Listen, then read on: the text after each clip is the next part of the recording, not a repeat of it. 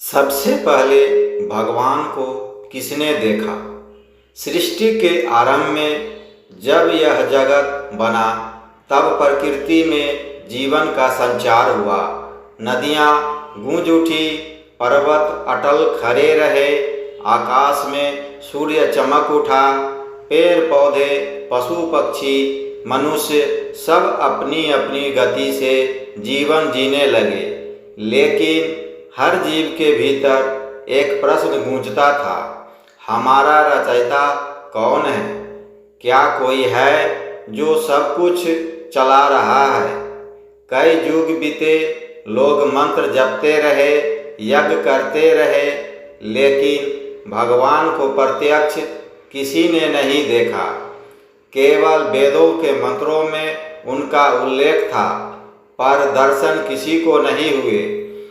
इसी समय एक मनुष्य ने ठान लिया कि वह इस रहस्य को सुलझाएगा।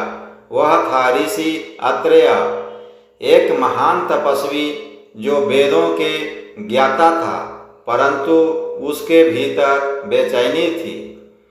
हिमालय के पर्वतों की तलहटी में स्थित गंगा के तट पर ऋषि अत्रेय ने एक दिन ध्यान मग्न होकर कहा, प्रभु, यदि आप हैं तो मुझे प्रत्यक्ष दर्शन दे, अन्यथा मैं इस जीवन को व्यर्थ मानूंगा।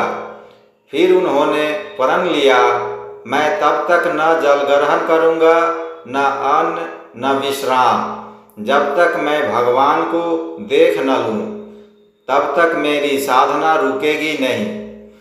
उनके चारों ओर वन की निर्भरता थी, केवल गंगा का कलकल प्रवाह और पक्षियों का मधुर स्वर। ऋषि ने आसन जमाया और तपस्या में लीन हो गए। तपस्या और प्रकृति की परीक्षा दिन बीतते गए। ऋषि ध्यान में डूबे रहे। कभी भीषण तूफान आया, कभी मूसलाधार वर्षा हुई, कभी हिमपात ने सब कुछ ढक लिया, फिर भी अत्रेय अडिग रहे। एक दिन जब तेज आंधी चली, उनके कानों में वायु का स्वर गूंजा, ऋषि, मैं हूँ तुम्हारा भगवान। पर अत्रेय ने कहा, नहीं, वायु तो तुम्हारी रचना है, मुझे रचयिता चाहिए। फिर जल की लहरें उठी और बोली, मैं ही वह हूँ जिसे तुम खोज रहे हो। पर अत्रेय ने मुस्कुराकर कहा, नदी भी उसी की देन है, मुझे उस स्रोत तक पहुँचना है। अग्नि की ज्वाला प्रकट हुई और गर्जन किए, मैं ही ब्रह्मा हूँ। पर अत्रेय ने नेत्र बंद कर लिया और कहा, तुम्हें भी किसी ने जन्म दिया है, मुझे जन्मदाता चाहिए। प्रकृति ने समझ लिया, यह तपस्वी अडिग है। भगवान की माया और परीक्षा तपस्या देखकर देवलोक में हलचल मच गई। भगवान विष्णु ने लक्ष्मी जी से कहा, यह ऋषि अद्भुत है, हमें इसकी परीक्षा लेनी होगी। तुरंत माया प्रकट हुई। पहले एक अद्भुत सुंदर स्त्री आई, उसके आभूषणों से प्रकाश फूट रहा था। उसने कहा, ऋषिवर, मैं आपकी सेवा करना चाहती हूँ, आप मेरा वरण करें। अत्रेय ने नेत्र नहीं खोले, बोले, मुझे भगवान चाहिए, न स्त्री न स्वर्ग। फिर इंद्रदेव आए। उन्होंने कहा, ऋषिवर, इंद्रलोक में आपका स्वागत है, वहाँ सुख संपत्ति की कोई कमी नहीं। अत्रेय ने मुस्कुराकर कहा, जिसे मैं खोज रहा हूँ वह यहाँ भी है, वहाँ भी है, मैं कहीं नहीं जाऊँगा। देवता लौट गए। भगवान मुस्कुराए, यह परीक्षा में सफल हुआ। अब समय आ गया है। 1000 वर्षों की तपस्या के बाद एक दिन गुफा में अद्भुत प्रकाश फैल गया। वह प्रकाश सूर्य से तेज था, परंतु नेत्रों को नहीं जलाता था। उसमें से मधुर ध्वनि आई, अत्रेय, अपनी आंखें खोलो। ऋषि ने नेत्र खोले। सामने एक दिव्य पुरुष खड़े थे।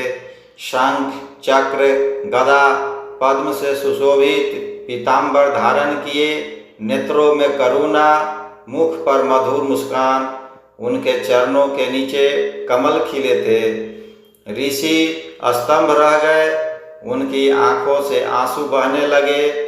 उन्होंने भूमि पर गिरकर कहा, प्रभु मैं धन्य हुआ। भगवान ने उन्हें उठाया और कहा, अत्रेय तुम्हारी दृढ़ता ने तुम्हें यह दुर्लभ फल दिया। तुमने मुझे प्रत्यक्ष देखा। ऋषि बोले, प्रभु आप सदा सबके साथ हैं, फिर कोई आपको देख क्यों नहीं पाता। भगवान मुस्कुराए और बोले, क्योंकि लोग बाहर खोजते हैं, मैं भीतर हूँ। मुझे देखने के लिए बाहरी आँख नहीं, आंतरिक दृष्टि चाहिए। जिसने लोभ, क्रोध, अहंकार को जीत लिया, जिसने माया के बंधन काट दिए, वही मुझे देख सकता है। ऋषि ने हाथ जोड़कर कहा, प्रभु मैं यह सत्य जगत को बताऊंगा। भगवान ने कहा, जाओ लोगों को सिखाओ कि भगवान को पाने के लिए तप, त्याग और शुद्ध मन चाहिए। मैं हर कण में हूँ, हर श्वास में हूँ। फिर भगवान विलीन हो गए। ऋषि गंगा तट पर लौटे। उन्होंने सबको बताया, भगवान को बाहर मत खोजो, वह भीतर है, तुम्हारे हृदय में। जब मन निर्मल होगा तब भगवान स्वयं प्रकट होंगे। उस दिन से अत्रेय को माना गया भगवान को देखने